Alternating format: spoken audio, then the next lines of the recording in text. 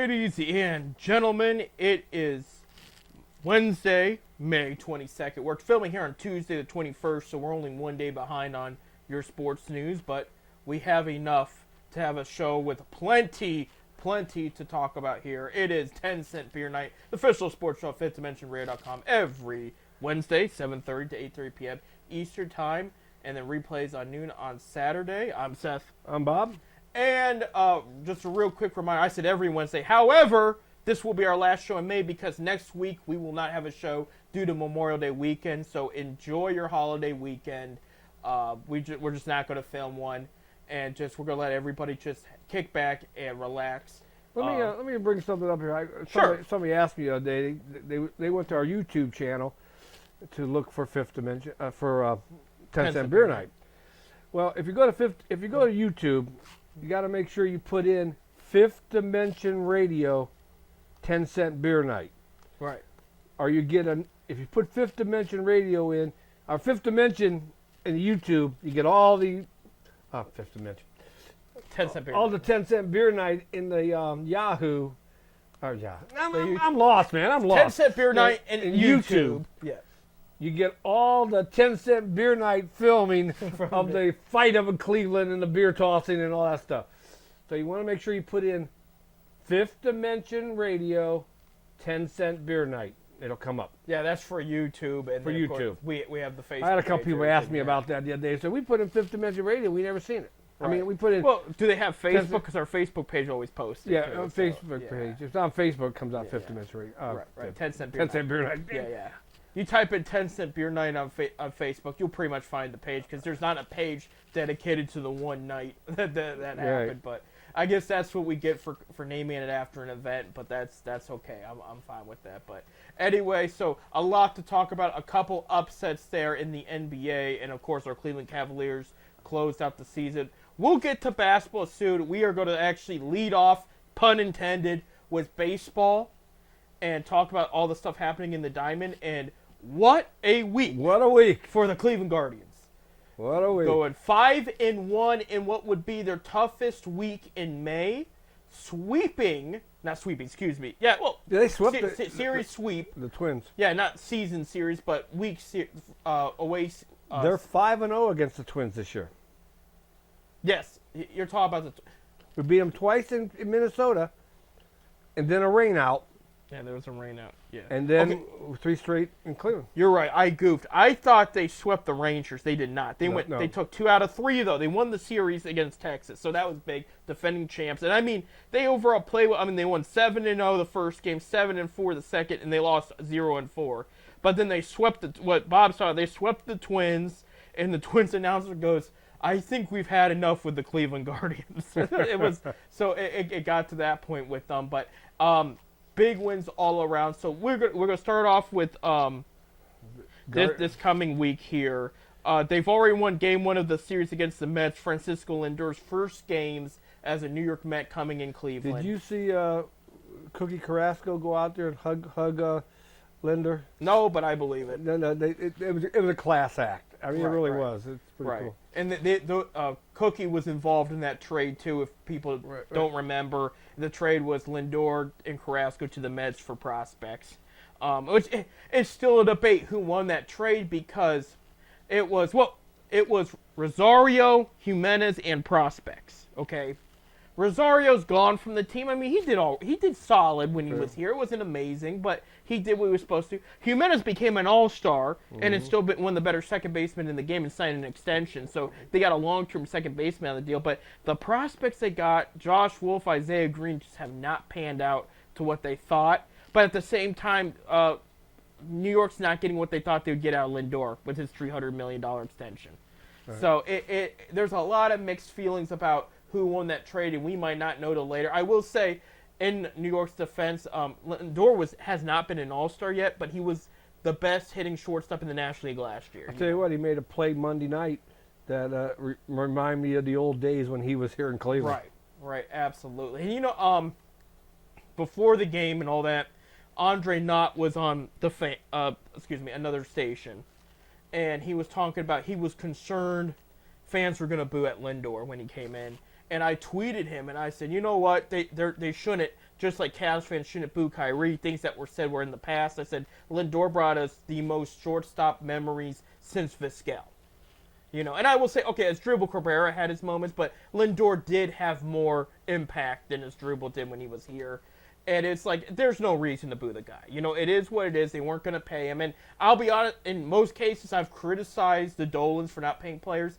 This is one I can't blame them, because his production has gotten much down since he was in Cleveland, okay? And we saw that starting the 2020 season, the short season, and he just was not hitting the ball that entire... I know it wasn't a long season at all, but he did not hit the ball at all that last season with Cleveland. And just, you know, at the end of the day, it was the right move to move on from. I just found it interesting. They had different suitors at the time, and they kind of backed off, you know, because they were just like, you know, the Dodgers were there for a minute talking to them, and they were just like, we're just not going to give up what you want for him, you know, in this situation. So the Mets end up getting him. But back to Cleveland in their schedule. They got this 3-game series home against the Mets. They've won the first one 3-1. By the time you listen to this, you'll already know what Game 2 was like. And Game 3, because Game 3 is a 1 o'clock game. Yeah, it's 1 o'clock in the afternoon. So you'll know this entire series, how it pans out by the time you listen to this. And then this coming... they're off Thursday. They're off Thursday. Then go to Anaheim. Anaheim, you know. And they did well against Anaheim at home. Anaheim's beat up. They're not playing well of late. So this is one they should win. Now let's look at because we don't have a show next week. Right. You go to the next week, and it gets even a little easier. They're going to Colorado, pretty much the second worst team, maybe even the worst team in the major leagues. And you know, Colorado, it's interesting. I will tell you, one guy I'm watching for the Rockies that's playing well so far, Cal Quantrill. Remember, they pulled the plug on him. Yeah, pulled the plug on him. And he was put through waivers. Colorado got him. And I told, it was on the MLB Trade Rumors page, which is a legit source. It's not just rumors. They actually report news. And, like, their rumors are, like, legit. Like, it's not hearsay and speculation. They have a legit source backing it up. If you ever want to find a good daily source for specific sports, MLB Trade Rumors, Pro Football Talk, I think it may be Pro Football Trade Rumors too. It's the same company, and Hoops Rumors. Again, it's a legitimate source you can use for daily updates on all moves in those sports, and they have a hockey one too. But that's where I get some of my information from.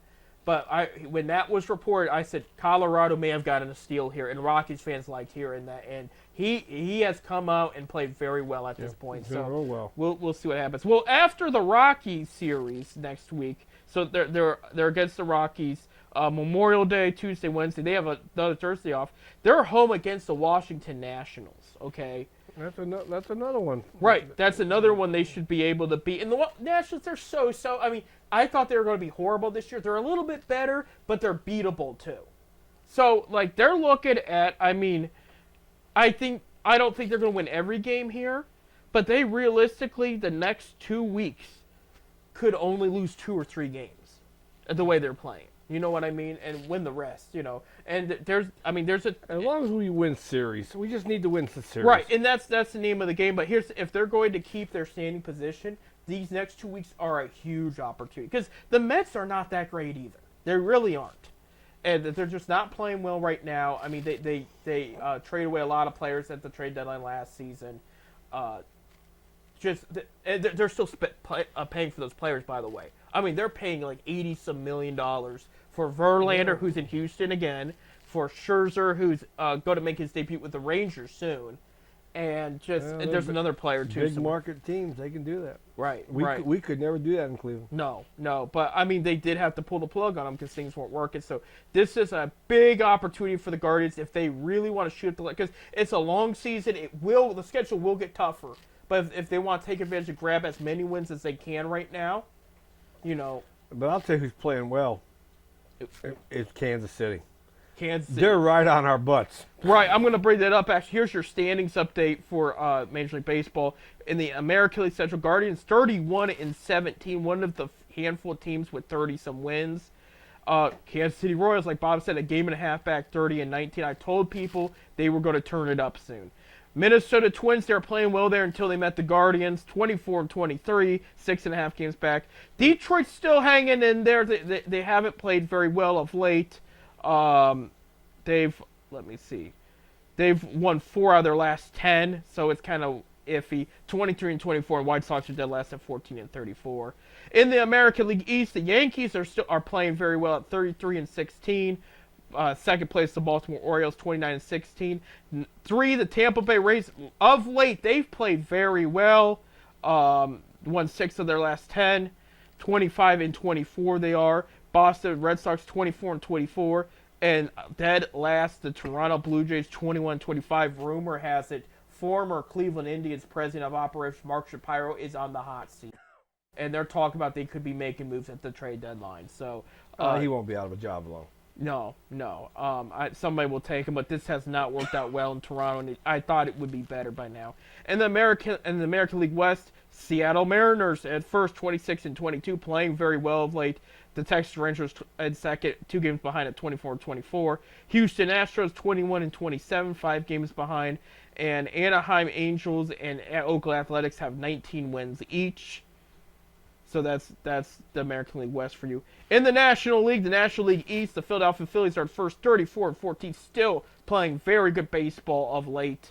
It's just been very good. And by the way, they're playing against the Rangers in Arlington this week. Today, Ranger Suarez is starting for the Phillies. He's had a great year so far. He is the first man in MLB history to be named Ranger that has played against the Rangers. Right. So this is some Major League Baseball history here today. It's today he's pitching against the Rangers. So Ranger going to try to shut down the Rangers for the Phillies today.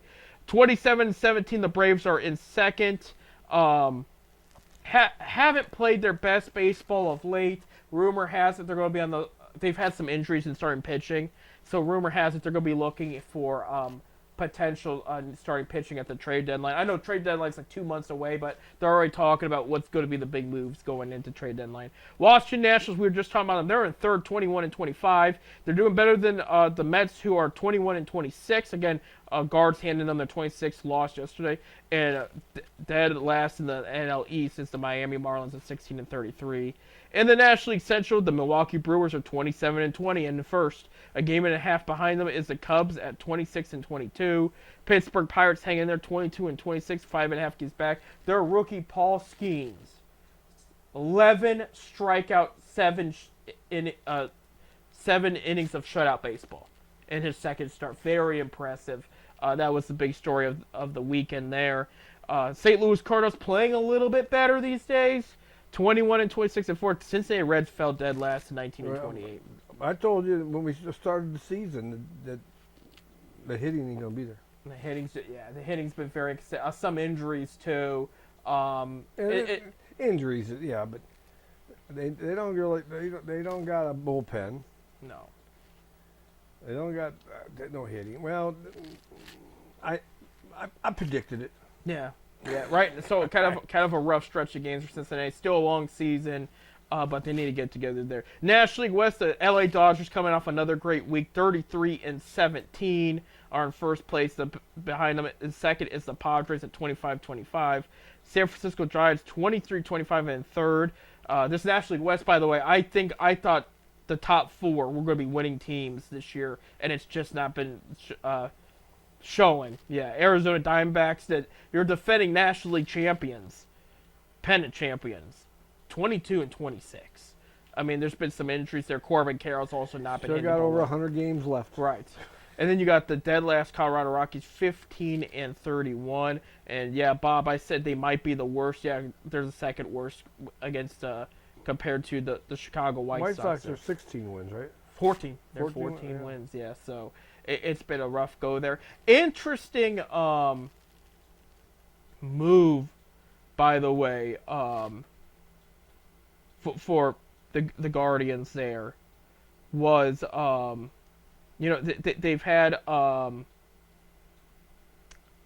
some injuries. Gavin Williams went to the 60-day DL about a week ago. They did designate Ramon Laureano for assignment, and they called up Jonathan Rodriguez. And he got his first major league hit the other day. Yep. Rounded first base and fell down. Fell down. But everybody was cheering though for the kid. Oh, absolutely. But there was one move that puzzled me over the weekend, Bob. I don't know if you saw it. There was a trade made with the LA Dodgers where they traded Anthony Banda. Okay? Okay. Southpaw was killing it in Columbus AAA. Okay, it reminds you, I've been on the fence of the Guardians bullpen, who of recent has played very well. But long term, I was concerned. They have the Southpaw killing it there. They trade him to the Dodgers, and he does well. So he's played back-to-back games. He got the win the other day, too. They trade him for cash, mind you. What's the purpose of trading away arms like that in the Guardians' position? I don't know the logics. They just felt it's going to be a while before they bring him up. And this way, set him somewhere where he's going to play. Right, and I guess that's a nice way of looking at it. It's just that, you don't know what this bullpen's going to shape, if it's going to continue. Because you got to remember something. This isn't the Tito Francona era anymore. And yeah, you have Carl Willis there. And I will give Vogt the benefit of the doubt that things have gone very well so far. He's done a great job. And no matter how the season ends, I mean, he should definitely... He'll be looked at, if he keeps going like he does, even if they will say don't make the playoffs. Yeah. He'll be up for manager of the year job. Yeah, I could see that. I mean, here's a guy that comes in and never managed before any level. He coached, I think, as a bench coach for 2 years. Yeah, but he was a coach, but he never really managed. I mean, we're talking any level in baseball. Right. And the guys love him. Yeah, they're responding well. And I personally believe it's because he's close to their age. That's the strategy a lot of teams have done. A lot of players seem like they relate to somebody closer to them than a guy that's a grandfather age to them. Right. Right.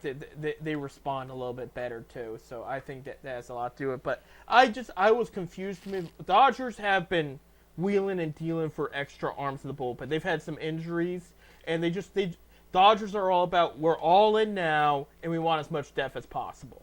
So they go out and they make this move, and I was just like, I would have kept him for insurance. It hasn't been a reason they didn't feel he's going to be coming up very soon, and he needs to play. And I think it just got me because it's a lefty, and he has been. Because right now good. our bullpen's doing great. Yeah, they really are. I mean, there was one serious injury, but that was it. And you got, like I said, you got a couple guys getting ready to come. The pitcher? He's getting in his rehab. McKenzie? No, McKenzie. Not Williams. No, he's going to be gone for a while. He's going for. I can't remember. I know Kwan's almost back. Kwan is probably going to start rehab next week. Yeah. I mean, and hate to say this, since the Rubber Ducks are out of town that weekend, he's probably going to Columbus. Right. Now, if he was going to Akron, I'd probably go to the game. Yeah, absolutely, absolutely there. So, for sure. Actually, we're out of time for this segment. We'll get back to it when we get back. Okay. We'll talk a little bit baseball like that, but our Cavaliers are unfortunately over. We will have to have some off-season talk, but there were some big upsets over the weekend in the NBA, and things just got really interesting. I know we're going to have a new NBA champion. Yeah, we will for sure. We'll be right back. Stay tuned.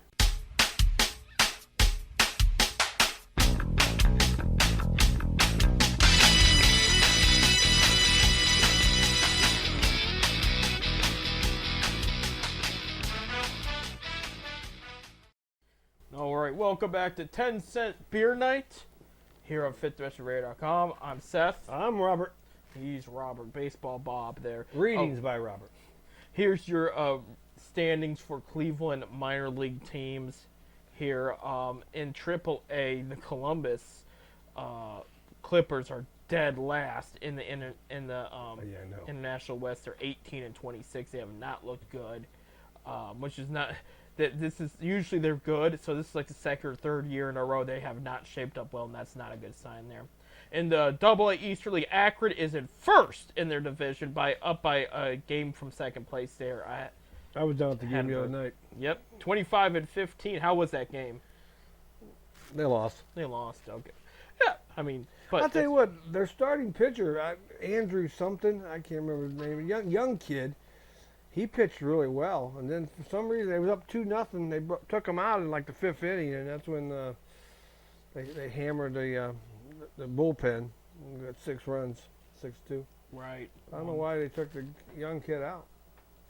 Was it pitch count? It could be pitch count. Yeah, but yeah, I'm sure Odor. It's what's his name's uncle? I can't. He used to play for the Yankees and the Rangers second baseman Odor. He got into a big fight years ago with Jose Bautista. I can't. It's his uncle. He's the manager now though. I don't follow the Yankees or the Stankies. Well, dude, he was with the Rangers forever though. Oh, okay. Yeah, I mean he was a power. He couldn't hit for average, but he had power. But yeah, that's his uncle there. Anyway, in the Midwest League, single A, the Lake County Captains are tied for first, 22-17, so they're playing well of late there. In the Carolina League, lower single A there, the Lynchburg Hillcats. They're in 4th place. They're 5 games behind first, so they're 20-19 there. So that's your update on the minor league teams. I did want to briefly talk about that. When I was in Myrtle Beach 2 weeks ago, we went down to a Myrtle Beach Pelicans game, Right. which is the farm team for the Chicago Cubs. Right. The single A club they're in the same league with Lynchburg, and if we would have went the week before, I could have watched Lynchburg. We could have watched I Lynchburg. could have seen Lynchburg play. The prospects for the guards there. But no, overall, no, excellent week for them. Josh Naylor hitting the ball well. Jose had a great week this past week. Another guy, too, especially in fantasy baseball, Emmanuel Clase had a very good week this past week. So he's really grooving and coming to his own now. That whole bullpen's been looking good. You know, and I am shocked. That was the biggest concern over the hitting I had, because I was convinced they did nothing for the bullpen. And I mean, the last couple outings, Lively looks good. The starting pitchers. yeah. Lively looked good. BB started to look good. Even Tristan McKenzie starting to look pretty decent. The one that's, of course, he had a good outing last time when he started was Crasco. But I look for Crasco to eventually go to the bullpen. Yeah. So. Absolutely. I'm looking at their latest injury news because you were talking about teams there. Yeah. Jonathan Rodriguez, you just called up, 276, 7 home runs, 28 RBIs with Columbus in a short time, and that's not bad at all. So definitely, their number 1 prospect, Chase DeLauter. I've actually never heard of him. He actually had a left foot fracture. He's going to play for the Rubber Ducks when he gets back. So that's something to look out for, Bob. That's their number 1 prospect on the team. So they're looking forward to him. I'll be curious. Eli Morgan, is that the guy you were thinking of? Yeah, that's what I'm coming. thinking of. He's going to be coming back soon. Yeah. So because it's Williams and I guess James Karinchak's on the 60-day L. Personally, I think Karinchak's going to be done for the year. It's looking bad. Yeah, I mean it has not been right for a while. I mean, if he comes back, it'll be in September. Right, absolutely. They were saying he won't make it through May, obviously, but we'll see. I mean, it's so iffy with him. I'm gonna be interested to see what they do with Kyle Manzardo when Quan comes back. Are they going to keep him on the roster, or are they going to let him? No, I think they'll send him back to Columbus so he can play every day. I could see that. He hasn't done bad. No, he hasn't done bad at all. Since he's been. I'll tell you the guy I like. And I think he's playing really well is Freeman. Freeman, He makes some good catches out there in the outfield. Well, yeah, and people gotta remember too. He was drafted a shortstop. They moved him to second base, and I remember, this was a few years ago, maybe more than a few years ago. This may have been 2019, maybe it was 21. But when he was playing for Akron, the Rubber Ducks, he would start at shortstop in mid-game. They would move him to second because the team wanted him to get good amount of second base reps, but he was their best defensive shortstop too. So there was kind of like, okay, you'll start short, but we'll move I you. think You he's know, doing a great job out of Right. the outfield. and it is a big adjustment, but when it's made well, you know, he's got some decent speed. He doesn't really have the height to necessarily rob catches, you know. And I know Kenny Lofton wasn't the biggest guy either, but he could jump. That's what made him special with robbing home runs. But I mean, if he's getting the job done, great, because they had a hold of center field. It reminds me similar to Jason Kipnis on a reverse role, because Kipnis was drafted a center fielder. And when he was coming up, they said, look, we really like your bat. You might come up faster to the big leagues if you learn to play second. And he picked up second base very well, and actually got to the point that, you know, in his major league career, if you can remember, later down the road, they tried moving back to the outfield because they had better options at second. And he ended up, like, the outfield wasn't bad, but he was just so much better at second base because he got so used to it at the pro level that just the outfield was a big adjustment again for him. But they drafted him as an outfielder because they moved him to second base that whole time. So this was there was definitely going to be a learning curve here for Freeman, but He's learning well. yeah, I mean, personally, I like him out there. right. I mean, it was looking bad for him because this was a guy they thought he would have been starting back in 22. Okay, it just wasn't working out right away. They're just like, he needs more time. Then last year he didn't have the greatest AAA season, so people were worried: is this guy a bust? Is it, you know, is this guy ever going to be ready? And so they give him a try in the spring in center field. It worked. They're like, you know, and with the Vogt era, the attitude is, let's put him in and see. You know what I mean? They want to win, but they knew that it was going to take a lot to be a competitive team at this time. So it was kind of just like, everybody just get him playing time. And so it has worked very well for Freeman. I'm still a little shocked, and I'll give Freeman the credit, but that Kwan wasn't moved to center field sometime in the spring. Because I thought with his glove at his speed, they would give him a shot at there, but I guess they really like him in left field. They like him in left field. You know, Got a decent arm, I mean, good arm. They like him in left field. He covers a lot of ground out there too, so right, absolutely. So we need to get Kwan back here pretty soon. that's going to help the hitting a bit, but I will say when it's coming to these All-Star game talk, because we're at that time of the year. I mean, the All-Star game. You know, he's still leading the league in hitting. He's been out, yeah. He's been out, and he's still got the highest batting average. Right, he's got one of the highest there. Of course, eventually that's going to drop off because you got to have a limited number of games to. Right. There's that, and then you got, for example, the top four for the LA Dodgers are absolutely killing it right now, and it's going to be only a matter of time before he slips underneath them. But yeah, it's. What was I going to make a point about? We were talking about Kwan in left field and everything. There was, I forget. I was going to say That's something. happen when you get old, okay? Yeah, when you get old, your mind just decides. Oh, All-Star game. Yeah, okay. All-Star. Okay, And the mind usually pops back after a while. Right. Exactly. After you're done looking for what you're looking for. Yeah. Right now, if I would say all-stars for the team, potential, Jose Ramirez, Josh Naylor, and Emmanuel Clase. You know, I think that's those are the guys that are going to catch the eye.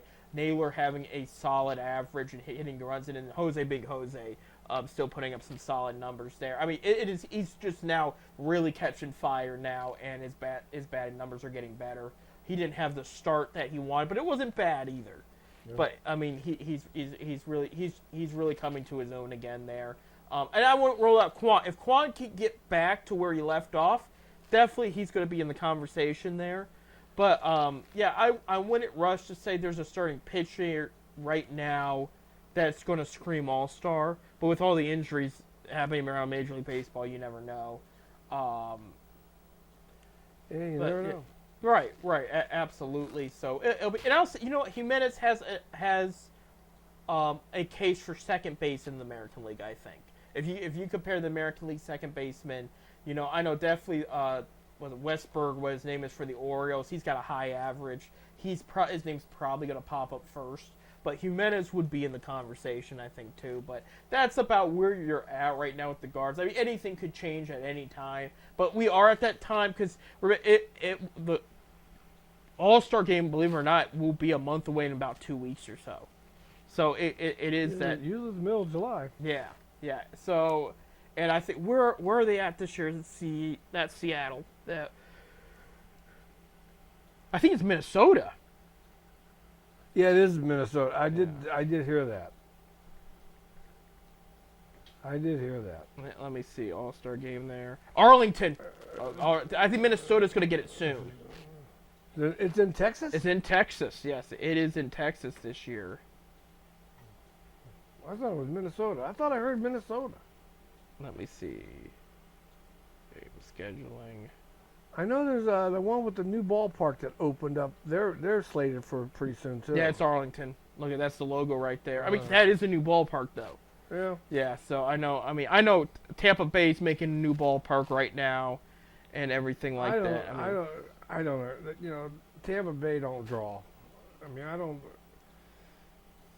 Tampa Bay and Florida, you know, those two teams don't draw. Right. And, yeah, I mean, Miami's got a beautiful ballpark. Tampa Bay's isn't bad, but like it's been there for a while, you know, and with the dome and everything like that. But yeah, it will be in Arlington this year. So and that's new, but that's going to be a sweet spot. Yeah, I think Minnesota has one coming up, is what I'm thinking. They announced that they were going to have one. But yeah, I thought I heard that too. That Minnesota was getting one. Yeah. So. But usually they rotate it from American League to National League cities. So if Texas is getting it this year, the odds are it's going to be a National League city next year. Yeah, but my thing is, I think they slowed down on that because partially of the new DH rule. Because when you played at National League Ballpark, the pitchers had a bat. Remember that? Yeah. You know, and then they changed. So it's the All-Star game. There's DH, and then it's because I'm just glad they changed it. Either way, I'm just glad it changed. They had it L.A., Atlanta, not in order, but L.A., Atlanta, and Denver 3 times in a row was National League. Then they had it in Seattle last year, and now they have it in Texas for the Rangers, so it's American League there. Yeah, so. Yeah, it's going to be interesting there. I wish you'd go back to where they used to have the old style. Whoever won the American League got home field advantage in the World Series. Whoever won the All-Star game. I wish you'd go back to that because it gives them something to play for. These guys don't care. Yeah, it just that irritated me so much because it did, you know, and it should mean more. And I think they should. I've talked about for the NBA All-Star. I've talked about for the Pro Bowl. They need to do something where like. It just means the Pro Bowl will be tougher, but baseball. I mean, it did mean something. It meant something, and there was more strategy involved. It made it tougher. They were more focused, and now it's like go back to the football question you just said. It wouldn't affect anyway because 90% of the time they're on neutral sites for the Super Bowl, so it wouldn't affect it. But baseball, if whoever league won got the home field advantage in the World Series. You know, and I think they should go back to that. I love that way it was. And then the All-Stars played their hearts out. They don't care now. We're in a rotate. We don't care. We're going anywhere. I mean, I pay big money to go see a game. I want to see you play 100%. Right. I don't care who you are. Right. Absolutely. Just a little bit of football news. There's not a ton right now because we're getting closer to training camp there. Any news on our new stadium we're getting in Cleveland? Not much. I guess there is a new suburb they're targeting as an idea, but I think there's going to be a new stadium for sure. I'm trying to figure out why. That stadium's 20 years old. It wasn't built properly according to them. They don't like the locate, and it is about money because the logic is. What do you mean? Ain't proper location. They don't like it on the river there. I like it on the river. It's always. I know. Cleveland sports has always been on the lake. Part of it is falling apart. They have asked the city if they would do a renovation. They don't want to do a renovation, so they said, "Well, we'll get a new one there." Mixed feelings there because I'm down for the dome idea because it's about money in Cleveland, okay? Because if they do the dome, this isn't about just getting a Super Bowl. You can have a losing team in Cleveland and still sell out. Right.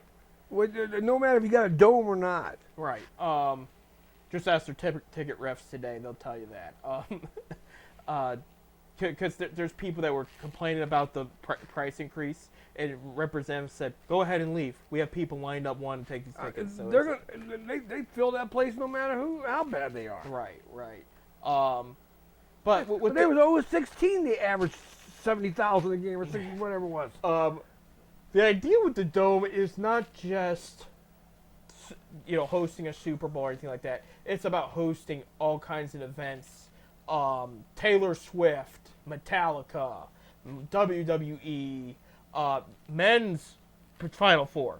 Men's Final Four is so big now they can't even have it at Rocket Mortgage. It's not big enough. Because you could have, I mean, like they do it like at the Dallas Stadium, for example, and sell that place out. I mean, so that would be an opportunity to bring in the men's Final Four. I mean, there's so much they could do. They were talking about making Brook Park just an absolute new center in Cleveland. Where the example was it Atlanta, where the Braves moved, because the Braves got a new stadium, and they did something similar. They moved to a suburb, and it is thriving. It's like a little mini baseball town. I say mini because Cooperstown's always going to be the baseball town, but this is like you're walking to the stadium, all kinds of new nice businesses there. You got like it's just Atlanta Braves Street. Well, so that's the idea with this. Me and you know Brook Park, right? And we know there ain't nothing there. Right. And you see a couple little restaurants we pass that are closed down and stuff. A hookah bar, what? Yeah. I mean, I get it. It would build it up. Right. And I'm just trying to figure out why we need a new stadium. Right. I will tell you too. The one thing a lot of fans are saying, and I've been there with this, traffic would be 10 times better in Brook Park. Oh, I believe that. Yeah. I believe that. Because where it's the stadium's currently located and people getting out, half of the city is backed up on traffic after a game. I mean, it's bad. It's rough. I never had that problem. Oh yeah, because you're about the train, yeah. but that's it. Is look at where, Progressive Field and Rocket Mortgage is, and then where the highway is, and then now look at where Cleveland Brown Stadium is. It's a big difference there. But you can still take the train over there. I know. And time we get back to our cars, traffic's died down. Right. Real quick, because we're about out of time here for the Browns, and we are going to talk NBA in the last segment here. Matt Landers, he was he's had a cup of coffee with Seattle and Carolina. He signed with the wide receiver 6'4". He signed with the Browns. It's just a tryout. It's a depth move. The Browns also brought in another kicker. They have 3 kickers now. This is just to see who you got in camp, what's going to work and what's not. To go with their 5 quarterbacks. He got cut. He got cut. He got cut for the kicker. Yeah, the 5th quarterback got cut for the kicker. So they're just that's all they're doing right now. They're just nitpicking at the roster and saying what do we need to go into camp in the preseason and who's going to make, who's not. The majority of the roster they have right now is going to make it. So we got to take a break. When we come back, will be our last segment in May, and it's going to be a big one because we're going to be talking basketball and the Cavs moves, and there's a lot of chatter regarding the Cleveland Cavaliers. Stay tuned.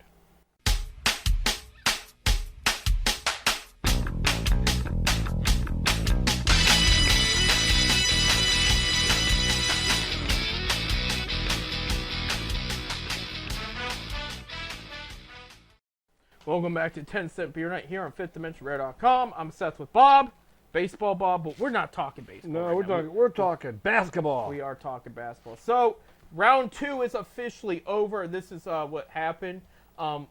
We were very optimistic last week that things were going to be okay. Little did we know after we filmed our show, Donovan Mitchell's calf injury was going to keep him out for the last 2 games. Jared Allen did not play. There's nothing wrong with him. We're wondering. We'll get to that in a sec. But, yeah, Cavs lost the series in 5 games. Boston advanced to the Eastern Conference Finals. I will say, before we get into the offseason talk, they played damn good basketball that last 2 games. I got to give them credit. Without Mitchell and without Allen and without LeVert in that last game, too, they really hung in there. They played tough. They really did. And you cannot deny that heart and that aggressiveness. And there's a lot more optimism going into this loss than it was with New York last year. Speaking of New York gets upsetted by the Indiana Pacers in 7 games. And that would surprise. I knew that could go to 6 or 7 games, but I thought New York had it. So Indiana is going to go up against the Boston Celtics in your Eastern Conference Finals there. The Dallas Mavericks beat the Oklahoma City Thunder in 6 games there. They will advance to their first Western Conference Finals in several years. I think it's since they won it all in 2011 there. Was when they won it. 2010, excuse me. Was it 2 or was it 11? Damn it! I can't. I'm going by memory here, but that's when they beat LeBron. You're getting old. You're getting older, and the memory goes. right. I'm telling you, you guys don't understand that. We're learning that. And then Game 7, Minnesota forces a Game 7, wins Game 7 versus the Denver Nuggets. And so, like Bob was saying earlier in the show, we're going to have a new NBA champion either way. And this is going to be the 9th year in a row that we did not have a repeat champion. Yeah, that's not a bad thing. No, It's I'm all for it. Give everybody a chance. And here's the thing, Bob. It's again. I've said this before. And I'll say it again. I know people always talk about the big market teams, this and that. In the NBA, you can be a small market team and dominate. You really can be, and we saw it. We saw it for years with San Antonio, because that's technically a small market team, and they won 5 championships throughout the 2000s, and then Detroit was good for a minute, but the past couple championships you see, Denver won 1, Milwaukee won 1, Toronto won 1, Cleveland won 1.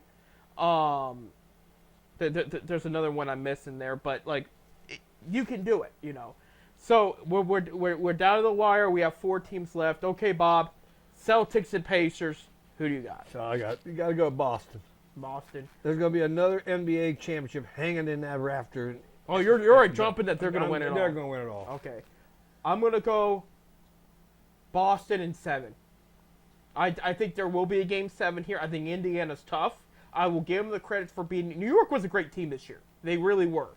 And I'll give them all the credit. I think Indiana's got a lot of great talent on that team to really hang in there. I'm going to go with Boston. Boston's going with the Eastern.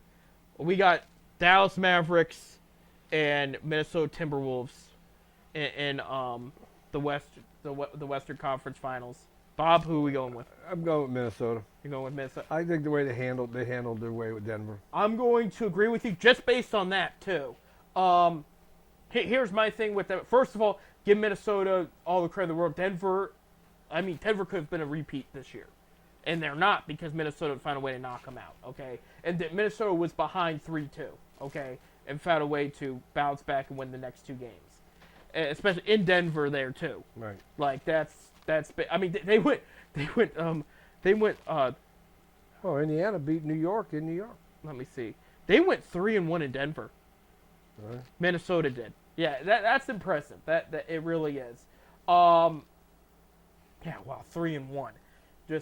But here's what I think is they're going to talk about the Luka Doncic Anthony Edwards matchup here. That's going to be the hot topic. I'm talking about under the basket. Dallas has had issues under the basket all year. I mean, they've been okay, but they haven't been great. Minnesota thrives under the basket. You got Reed, you got Karl Anthony Towns, you got Gobert. That right there enough, they can't match up well against that. And I think that is going to be the deciding factor because that crew did very well against Jokic. Jokic did, played well, but they hung in there with him because they're good under the basket. And I think that's just going to be the deciding factor there. I think Kyrie will have a good game with Doncic, but I think at the end of the day, what happens under the basket is going to be the deciding factor. And I'm going to say 6 games. That's all Minnesota needs, and they're going to win it there. We'll wait till we get a finals matchup to declare victory. You've already said you're going all in on Boston. I would have went all in Denver if they would have won, but I think it's going to be Boston.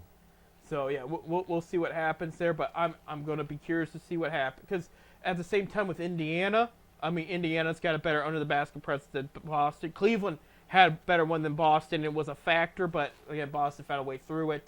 That and they never had Jared Allen back that whole series, so we never got to see the Allen-Mobley duo under the basket there in that series. But both of them are going pretty good series. Right. Well, and you're dealing with the Pacers coach. Who's slipping my mind, Rick Carlisle. He's the one that won it for the Mavericks. Back in that day. It doesn't feel like too long ago, but it was. And I mean, he's been there before. He's going to be as prepared as he's ever going to be. So that's going to be a factor too. You got a young coach in Boston going up against Carline there, and I do believe that was a factor of how they beat New York too. They were just a little bit more prepared for the long stretch of games there.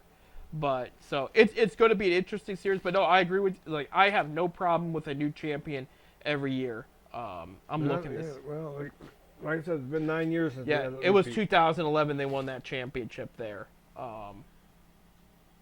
So there you go. Yeah, that's right. That's awesome.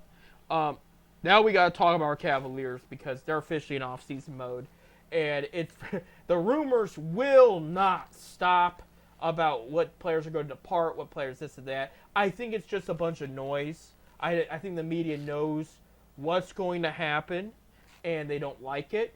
And I think they know that this Cavs team's on the rise again, and they don't like it. They just like to pick on Cleveland. One thing's for sure, they're evaluating J.B. Bickerstaff as we speak. His job is not for sure decided on, but we will know in the coming days. I will tell you, Bob, an interesting report came out this morning, okay? The top NBA candidates, coaching candidates, have told other teams they're holding off on decisions until they hear what Cleveland's going to do. That is the most attractive position right now for NBA coaches is the Cleveland Cavaliers. Well, we knew going into this season, we knew that Bickerstaff was going to have problems.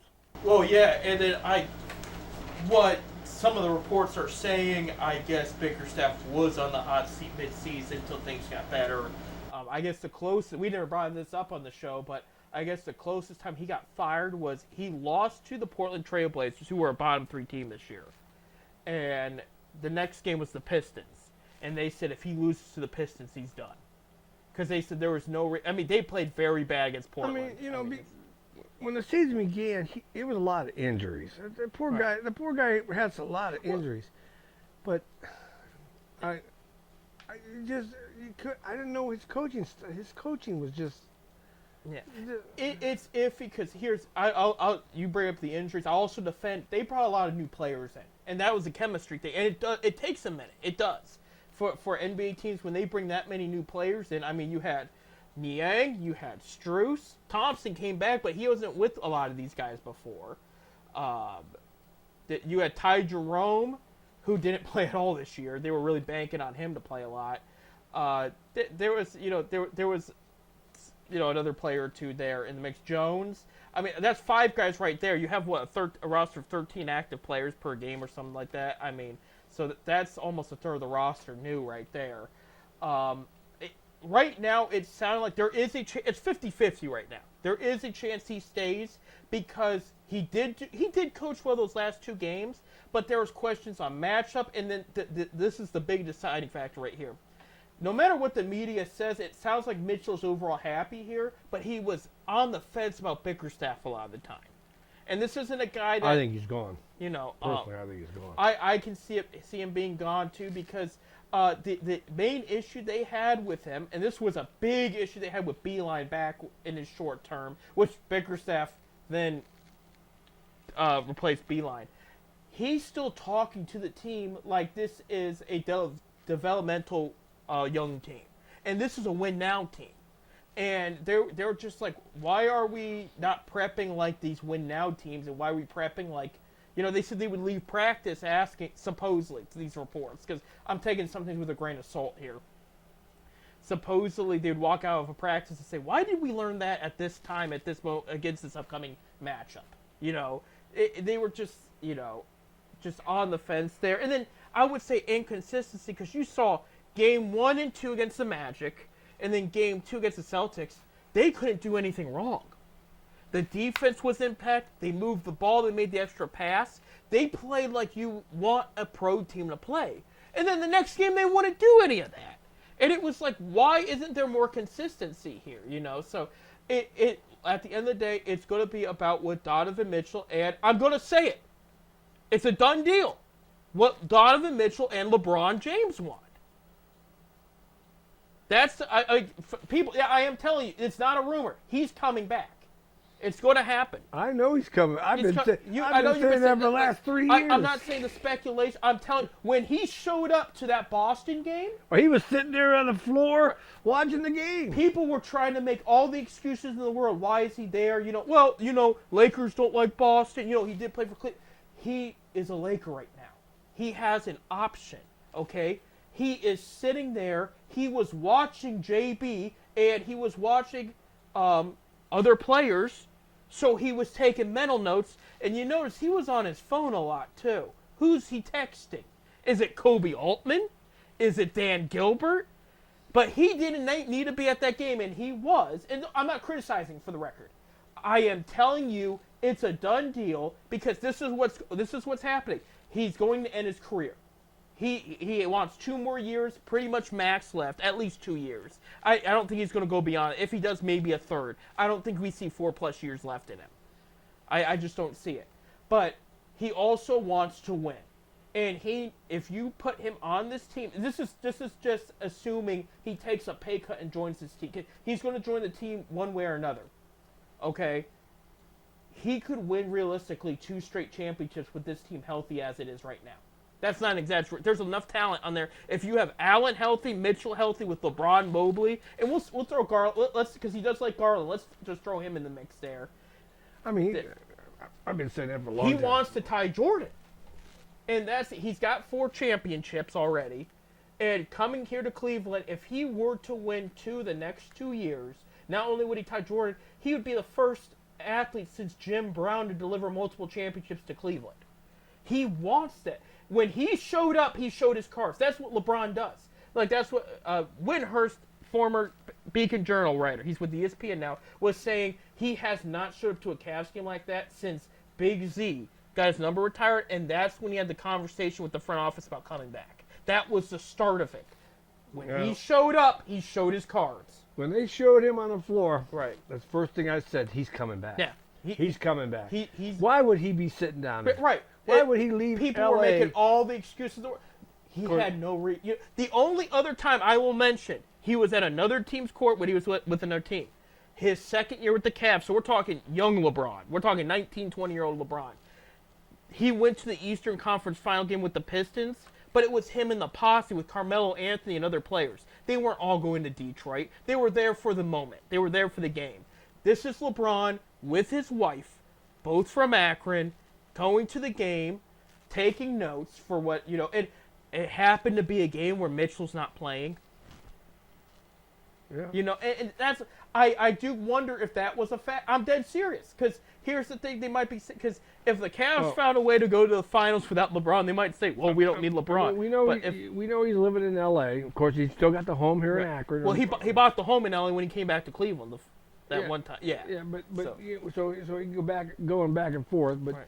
I think when he retires, he want to be in Cleveland so he can be close to his promise school, his foundation that he built there. Right. Well, but then again, he's got the production company and stuff out there in L.A. Right. Well, here's the thing, he's mentioned this before. Akron leaves him alone. Akron's respectful of his privacy. There's paparazzi in L.A. that, You go to any of those major cities. If he was in Chicago, Miami was on his ass. Right. New York would do it. That's why I don't know why these guys would want to play in big cities like that. In Cleveland, it's, hey, LeBron, we appreciate and love you, but we're gonna keep our distance because that's the right thing to do. And that's how it's always been. And that's what he said when he does a serious off-season workout. He comes back to Akron because people leave him alone. He could do his thing, and they respect him and back off. But, no, I mean, as far as the Cavs roster, what's the roster going to look like? It's mostly going to be the same, but with LeBron. That's what I'm calling it right now. It's a done deal. He's going to opt out of the LA contract. The question's going to be, what's he going to ask for the last 2 years of Cleveland? Is he going to take a pay cut to keep everybody here? But that's going to be, I think that's what's in limbo. It's like, I think it's a done deal. He's coming back, and Mitchell will be here. He's not going. And the media wants him to go because they know in the background, if LeBron and Mitchell come together, that's going to be a championship, and Cleveland's going to win another one. We don't want to see that. I think it's going to also be if Bronny gets drafted. that's a fact. I mean, I don't see any team taking him unless LeBron. They're still saying he could go undrafted. Yeah, and I don't think anybody, Right. unless LeBron says get somebody to draft him, I'll play for you. Right. Could that be Cleveland? Right. I mean, they have a first-round pick. Yeah, You know. but But Enrique Freeman's also on the board. He's rising up the charts. he's coming up quick. They're saying he's the top rising prospect there in the NBA for the NBA draft there. So, no, as far as what kind of moves will the Cavs do, it's going to be very minimal. But I do think there's going to be some depth moves. Because I'm going to call it, when LeBron officially comes back, who's coming with him? Kevin Love. He's going to decline. He's already told Miami he had issues with his playing time. I would love to see that. He's going to decline his option. I'm telling you, if LeBron, when it's official, Kevin Love is going to return, because Love said he's not done with Cleveland. He said, I'm coming back. Love told Cleveland fans that. He loved Cleveland. Yeah. I mean, and if JB is, because that's who he had issues with because of the playing time. Love's banner will be hanging up Right, someday. right. They've already said that. But and that's where now people might say, well, he's not what he used to be. He's the type of player you want in the playoffs. They could have used him here, especially when Allen went down. He's the guy that does the little things. He will get the key rebounds. He will get the key short shots. He will hit those foul shots. That's what he does. Like, I had an uncle who's not a great sports analyst at all, but he hit the nail back in the head back in the late 2010s with that team. He said, because Love had always issues against the Warriors. And he said, Love gets you to the finals. That's his job. Okay? And he hit the nail on the head. That's what during the whole playoff run in the East, Love dominated everybody. Against the Warriors, he did the little things, but he wasn't getting you 20 points a game. But I would love to see both those guys finish their career in Cleveland. Yeah, but he was smart, and he knew how to handle the when the lights were the brightest. He knew how to play. I am telling you, that's the two moves. If you want to put a sports bet on it, go ahead and put it on. LeBron and Kevin Love are coming back to Cleveland, but do not put a bet that Donovan Mitchell gets traded, because he too will be suited up the first game of opening tip-off this coming October. It's as far as everybody, Garland most likely, depending what happens, he might get moved. His production has not been what they used to be, but I'm telling you, I think they should keep both. Mobley's apparently officially safe, but they should keep Allen too. I think if you're going to go up and beat teams like Minnesota and Denver in the finals, hypothetically, let's say they go that far, you're going to want that big man matchup. You want to stay big, and that would help. LeBron's never had a big duo like that before. It would help. We're out of time. Guys, there is no show next week. Okay, so enjoy Memorial Day weekend. Keep the fallen in your thoughts, but enjoy yourself too, because that's what they would want you to do. Have the family over, have a cookout, but remember, we'll see them on June 5th. June the 5th, yeah, absolutely. We'll be back here, and so go to a baseball game, enjoy the NBA playoffs, do whatever you do, but just remember, don't take your freedoms for granted, and be thankful for those that sacrificed. Okay, I'm Seth. I'm Bob. Go Guards.